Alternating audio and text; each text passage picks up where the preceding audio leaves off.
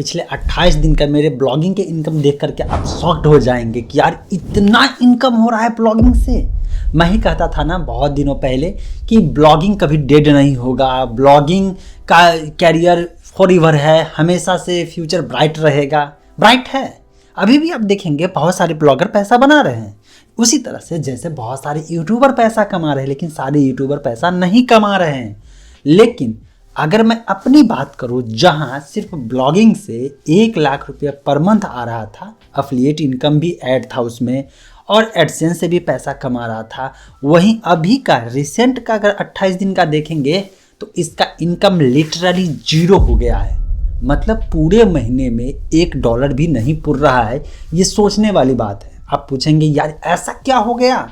जो मैं हमेशा कहता था गूगल जब तक है तब तक ब्लॉगर है, और अभी मैं कह रहा हूँ गूगल है, गूगल रहेगा, गूगल सदाबहार है, लेकिन वो खुद अपने सारे ब्लॉगर को किल कर रहा है।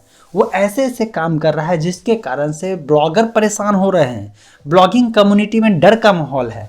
अब आप कहेंगे यार ऐसे में सारे ब्लॉगर का भविष्य तो खतरे में है। नहीं, ऐसा नहीं है कि मैं हार मान लिया हूँ, मैं कदम पीछे हटा लिया हूँ। मैं रीज़न फाइंड आउट किया हूँ, मुझे समझ में आया है गलती मेरा है। मैं समय के अनुसार अपने आप को अपग्रेड नहीं किया, इसके कारण से आज ब्लॉगिंग का इनकम डायरेक्ट यहाँ पे 0 हो गया।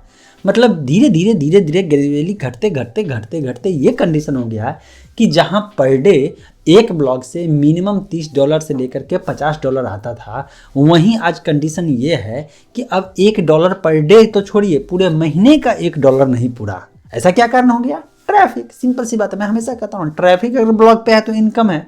ट्रैफिक डाउन क्यों हो गया? आर्टिफिशियल इंटेलिजेंस आने से। कैसे भाई? चैट जीपीटी के आने से? नहीं, गूगल ने अपना AI मोड जब से लाया है, इसके बाद जैसे जैसे लोगों के हाथ में डायरेक्ट गूगल ने सर्च के लिए पहले क्या किया, सर्च इंजन जो रैंक पेज था SERP था, वहाँ पे जा कर के धीरे धीरे AI ओवरव्यू लाया।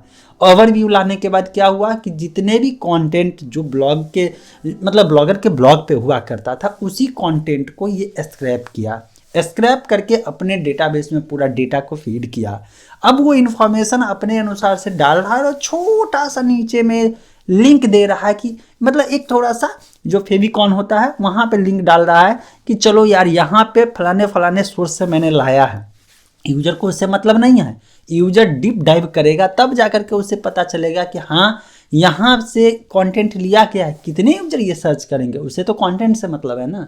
पहले क्या होता था कि डायरेक्ट यूजर ने सर्च किया, ब्लॉग के बारे में सर्च किया या कंटेंट के बारे में, टॉपिक के बारे में सर्च किया, उसको एक वेबसाइट का लिंक मिलता था जहाँ पे टाइटल होता था। टाइटल को देख करके लोग वहाँ पे जाता था, क्लिक करता था, पेज पे जाता था, स्टडी करता था, जो ज़रूरत था वो इन्फॉर्मेशन लेता था और इसके बाद पीछे आता था। अगर इन्फॉर्मेशन बढ़िया नहीं लगे तो पीछे आता था, फिर दूसरे इन्फॉर्मेशन पे जाता था। इस तरह से यूजर को और पब्लिशर मतलब ब्लॉगर के बीच में कम्युनिकेशन होता था, कम्युनिकेट गूगल बीच में करवाता था। अब गूगल डायरेक्ट कहता है मैं ही इन्फॉर्मेशन दूंगा, और इन्फॉर्मेशन दे रहा है। सही अगला दूर की बात है, धीरे धीरे सही भी कर रहा है AI के बाद। तो ये AI ओवरव्यू आया। अब AI ओवरव्यू आने के साथ साथ अब क्या कर रहा है कि उसके अभी के पेज पे आप सर्च करेंगे तो देखेंगे पहले AI ओवरव्यू रहेगा, हो सकता है बीच में इमेज रहेगा, कुछ यूट्यूब वीडियो रहेगा, फिर कोई एक ब्लॉग रहेगा, फिर यूट्यूब वीडियो रहेगा। मतलब कुछ पैटर्न समझ से बाहर हो गया है कि क्या पैटर्न होगा। न यूजर को समझ में आ रहा है, न ब्लॉगर को समझ में आ रहा है, लोग हैं परेशान। ओवरऑल यही है। अब इसके कारण से मेरा ट्रैफिक डाउन हुआ। मुझे लगा क्या डी इंडेक्स कर दिया हो गया मेरे ब्लॉग को, लेकिन जब मैं साइट करके जो वहाँ पे आप वेबसाइट का जो डोमेन डालते हैं वो डालने के बाद देखा मेरा तो सारा का सारा इंडेक्स्ड है। फिर सर्च इंजन कंसोल में मैं गया और वहाँ पे देखा कि मेरा तो डाटा इंडेक्स्ड ऑलरेडी है, यहाँ पे कुछ ऐसा तो गलत है नहीं। तो क्या हुआ भाई मेरे रिजल्ट को फ्रंट पे दिखाना बंद कर दिया। मैं पार्टिकुलर वेबसाइट के बारे में सर्च करता हूँ तब जाके पूरा इन्फॉर्मेशन आता है, ऐसा नहीं है कि नहीं आता है, लेकिन उस तरह से नहीं दिखाता है। ट्रैफिक सीधे नीचे हो गया।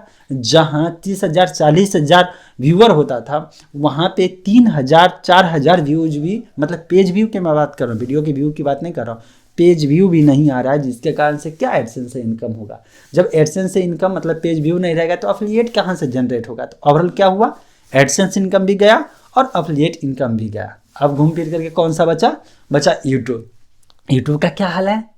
सारे क्रिएटर से पूछ लीजिए, जितने भी पुराने 10 साल पुराने क्रिएटर हैं, एल्गोरिदम ऐसा पलटी मारा है कि बड़े बड़े यूट्यूबर जिनके कंटेंट को कंज्यूम करके लोगों ने यूट्यूब पे आना सीखा, रियलिटी यही है। उस समय वैसे क्रिएटर का यूट्यूब खुद बोर्ड बना करके बहुत बड़े बोर्ड पे जो है उसका फोटो चिपकाया करता था। आज वैसे क्रिएटर को लात मार करके पीछे कर दिया है, उस पर व्यूज नहीं आ रहा है। और यूट्यूब से जब पूछा जाता तो यूट्यूब ने जवाब दिया, अरे यूजर का इंटरेस्ट चेंज हो गया भाई, वो नहीं, भाव ज़्यादा खा लियो। क्यों? क्योंकि इंडिया में यूट्यूबर ही यूट्यूबर का दुश्मन बन गया है। अब चूंकि बहुत कम इन्वेस्टमेंट या नो इन्वेस्टमेंट है यहाँ पे, आप मोबाइल लीजिए, यूट्यूब पे वीडियो डालिए, और उस वीडियो में क्या है कि हम लोगों के समय में वीडियो डालिए, डे 1 से आपके ब्लॉग मतलब कि वीडियो पे या ब्लॉग के पेज पे व्यूज होगा तो उसका पैसा मिलेगा। अब तो सबसे ज़्यादा तो खा जाता है कि पहले तो क्राइटेरिया मीट करिए, क्राइटेरिया मीट करने में नहीं मीट किया तो यूट्यूब को तो फ्री में वो वीडियो मिल गया, कंटेंट फ्री में मिल गया। अब वो व्यूज ही नहीं दे रहा है, वो क्राइटेरिया मीट नहीं कर रहा है, उसका कंटेंट ले करके यूट्यूब आगे बढ़ रहा है। इस तरह से काम चल रहा है। अब आप मुझे बताइए कि अब आप ब्लॉगिंग में यूट्यूब में आइएगा। वैसे नेक्स्ट वीडियो इसी पे बनाने वाला हूँ कि मैं आगे का प्लान क्या किया हूँ। मैं पहले बोल देता हूँ, मैं हार नहीं माना हूँ, ना ही ब्लॉग से पीछे जा रहा हूँ और ना ही यूट्यूब से मैं पीछे आ रहा हूँ। बाकी आपको स्ट्रेटजी और प्लानिंग चेंज करने की ज़रूरत है। तो अगर आप ब्लॉगर हैं तो नीचे कमेंट में लिखिए ब्लॉगर, अगर आप यूट्यूबर हैं या बनना चाहते हैं तो नीचे लिखिए यूट्यूबर।